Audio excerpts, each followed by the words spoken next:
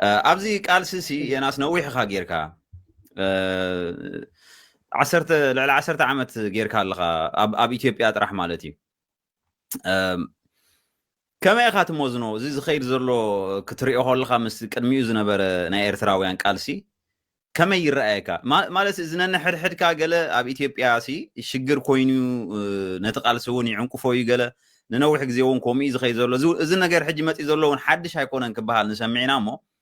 مستقدمي مزقدم برجينا حمود ممصو اثيوبيا زنبره كيدي ناي استفال يا ودبات منقسقاسات كما يتريوزي اوكي صبو حجي ابزي فلي زباله ነገር አለው ጽቡቅ ነገር ፍሊ ዝበለ አለው ማለት ናይ መንእሰይ ሓዋ ሓይሊ ምብጋሱ ደስ ብለካ ብጣዕሚ ካብቲ ስቕታ ካብ ኩሉ ወፂኡ ወይሉ ምልዓሉ ደስ ብለካ ግን ኣብቲ ኣላዓሉ ክብገስ ከሎ ግን ማለት ቶም ዕላማታት እቶም ንምንታይ ኢሉ ይቃለሳሎ እንታይ ክዕውት ዘይርድኦ እንትኮይኑ ከምቲ ሕጂ ጣዖት ክትብሎ ፀናሕካስ ንሓደ እንዳምለካ ተኾንካ ትስርዓት ኣብ ኤርትራ ዘለኮ ካላ ኣይኮነን ገይሩ ብስጋ እኮ ኣዝማዲና እኮ ኩሎም ምስተማብቶም ኤርትራ ዘለው ቶም ዝዑምስ ዘለው ቶም ዘሳቂ ዘለው ሰብቶም ኩሉ ዓይነት በደል ዝፍፅሙ ዘለው ወላሓን ዝፈልይ ይብልናን ብሰብኣውን ሰባት እዮም ንሕና እውን ሰባት ኢና ኤርትራውያን እዮም ንሕና እውን ኤርትራውያን ኢና እንታይ ዳ ዝፈልየና እንተይልና እሶም ዓመፅቲ እዮም ፍትሒ ቀቢሮም እዮም ንሰባት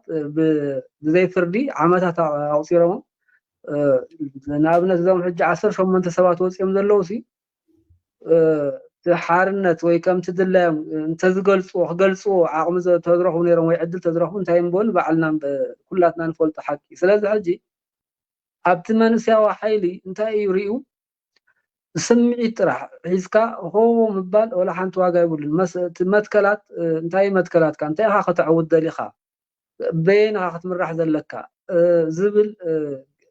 ብዙሕ ነገራት ኣሎ ዝጎድሎም ስለዚ ሕጂ ኣብዚ እዩ ኻቲ ዓቢ ሽግር ኣብ ንዓና ኢትዮጵያ ዘጋጠመና ሕጂ ካብቲ ናይ ቅድሚ ሕጂ ዝምክሕሉ ማለት ኩሎም ዘንውድባት ዝብል ኣሎ ኣብተን ውድባት ግን ብዙሕ ብልጫታት ኣሎ ብዙሕ ትምህርቲ ብዙሕ ፖለቲካዊ ንቕሓት ኣሎ ኣብዚ ሕጂ ዘሎ መንእሰይ ግን እቲ ፖለቲካዊ ንቕሓት ኣይኮነን ጥራሕ ዘዝተባህለካ ሰሚዕካ ንዕኡ ከም ክስታይ ንዕኡ ጥራሕ ምድጋፍ ንሓደ ምምላኽ ማለት እቲ ስርዓት ዘሎ ኣብ ኤርትራ ዘሎ እቶም ደገፍቲ ህግደፍ ኣምልኾ ኣብ ኣምልኾ ኣትዮም ኣብ ሓደ ንሓደ ሰብኣይ ከምልኹ ዓመታት ገይሮም እንዳበልናስ እንዳተመካሕና ብኦምስ ሕጂኻ ከምኡ ዓይነት ኣገባብ ክትጥቀም ትኾንካ ወላ ሓንቲ መቐየርታ ይብሉ ለውጢ ይብሉን ማለት ለውጢ ተሓስቦ ዘለኻ ሰባት ጥራሕ ክትቅይር እምበር እቶም ሰባት ከዓ በቃ ልክዕ ከምቲ ኣብኡ ዘሎ ልክዕ ዝበሉኻ ክትገብረሎም ማለት ድላዮም እንዳገበርካ ንዖም እንዳመውጦ እንዳሃብካ ወይ ከዓ እቲ ካብኦም እንዳተፀበኻ ኩሉ ነገርስ ካብኦም ትፅበ ማለት እዩ ካብኦም እንዳተፀበኻ ክግበር ዝኽእል ቃልሲ ኣይረኣየንን እዩ ሓደ ካብኡ ነብሱ እዩ ሕጂ እቲ ሕግን ሕጋውነትን ንብሎ ዘለና ስኢልና ኣይኮንናን ምክንያቱ ዝኾነ ነገር ኣብ ዓለም ብዘይ ሕጊ ዝኸይድ ነገር የለን ሕጊ ዘይብሉ ወላ ሓንቲ ነገር ክስጉም ኣይትክእልንኻ ወላ ኣብ ተሽከርከር ክትይበሎ ወላ ኣብ ሰባት በሎ ኣብ ኩሉ ዓይነት ኣብቲ ዓለማዊ ሲስተም ተልከዮ ኣብ ዝኾነት ሃገር ኪድ ብዘይ ሕጊ ዝቆመት ሃገር የለን ብዘይ ሕጊ ዝኸይድ ከዓ ናብ ዝኾነ ነገር ክስጉም ኣይትክእልንኻ ስለዚ ሕጂ ካብቲ ኣምልኾ ንውፃእ ኣምልኾ በቃ ንሓደ ፈጣሪ ጥራሕ ከነምልኽ ኣለና ኣብኡ ሓንቲ ኣብነት ክህብሲ ንኣብነት ማልያ ዘይብሉ ሃይማኖታት ኣሎ ሓቂ እንታይ ስለ ዝኾነ ይኸሙ ተራቢሑ እቲ ነቲ መሰረታዊ ነገር ገዲፉ ኣብቲ ሃይማኖት ስለ ዘምለኽ ንኣምላኽ ኢሉ ትካል ሃኒሱስ ንኣምላኽ ገዲፉስ ነቲ ሃይማኖት የምልኽ ኣብ ፖለቲካ ብዘሰይም ኣብ ሳይንስ ተኸይድካ ብዙሓት ሳይንስስ ኣለዉ ነቶም ሳይንስስ በቃ ብከምዚ ክትከይድ ኣለካ ክብሉካ ፀኒሖም እቲ ናይ ፍልስፍና ኣምር ክነግሩካ ፀኒሖም መወዳእታ ኣምለኽቲ ኮይኖም ጠጠው ብሉ ነቶም ሰባት ኣምሊኾም ጠጠው ብሉ ወላ ሓንቲ ይሰርሑ ንባዕሎም ስለዚ ሕጂ ባዕልኻ ክትንቃሳቀስ ክትክእል ኣለካ ባዕልኻ ክትሓስብ ክትክእል ኣለካ ሓርነት ናይ ውልቅኻ ሓርነት ናይ ውሽጥኻ ክህልወካ ኣለዎ ኣብ ደገኻ ኣብቶም ክትመርሖም ኣካላት ደም ኣብቶም ትገብሩ ኣብ ኩሉኻ ክትጥቀመሉ ክትክእል ኣለካ ሓርነትካ ሸጥካ ግን ሓርነት ናይ ካልኦት ከተውሕስ ኣይትክእልንኻ በምንም ዛእምር ስለዚ ሕጂ ሓርነት ዘለዎ መንእሰይ ደስ ዝበሎ ዝሓትት ሕቱኡ